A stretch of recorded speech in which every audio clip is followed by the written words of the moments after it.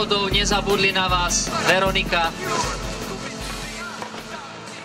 Poprosím cyklokoordinátorku Veroniku Urbanovičovú, aby postupne odovzdala ceny, ktoré budeme losovať.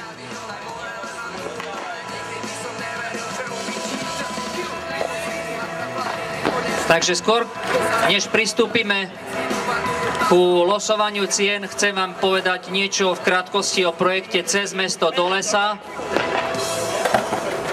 Tento projekt je organizovaný občianskym združením Inštitút rozvoja Tatra Society v spolupráci s magistrátom mesta, s dopravným podnikom, s útvarom hlavného architekta a cyklokoordinátorkou mesta Košice. Je to projekt, ktorý má za úlohu budovanie rešpektu medzi komunitami, to znamená nie len bicyklisti, ale aj vzťah bicyklisti, chodci, kolobežkári, korčuliari a všetci, ktorí sa stretávajú či v meste, alebo na lesných chodníkoch, aby nezrážal bicyklista chodcu, alebo aby chodec nezavádzal bicyklistovi alebo korčuliarovi a tak ďalej. Dotazník, ktorý ste vyplnili, bol pripomienkovaný útvarom hlavného architekta, magistrátom mesta, dopravným podnikom a tieto výsledky, ktoré budú vyhodnotené až koncom októbra, ale respektíve v novembri, poslúžia ako podklad pre všetky ostatné rozhodnutia o budovaní cyklochodníkov, križovatiek, bezbariérových prechodov a tak ďalej na území mesta.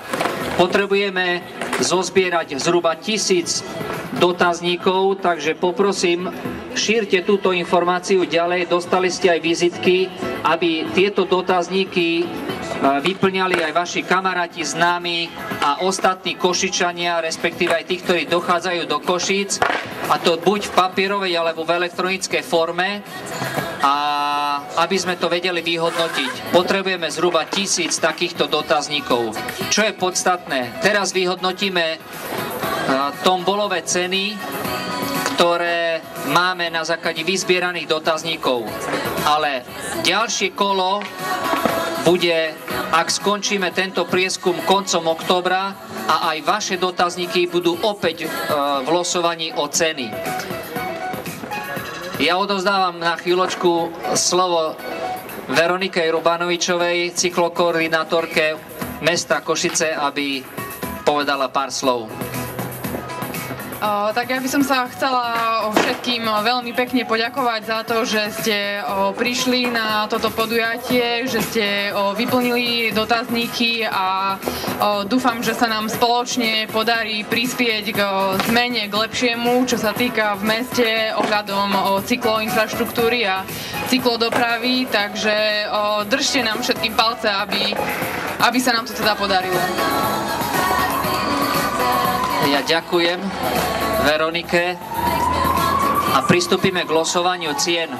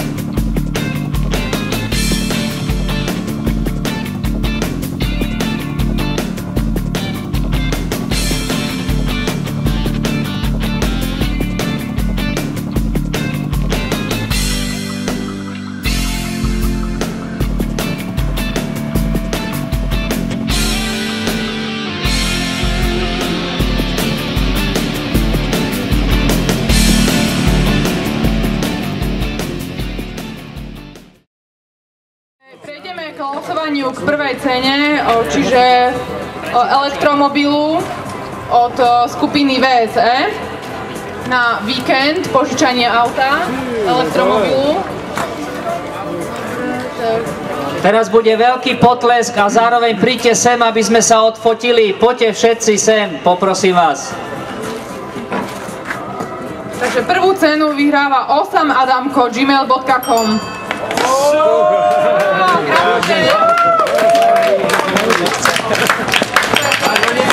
Keď ma vodíš si.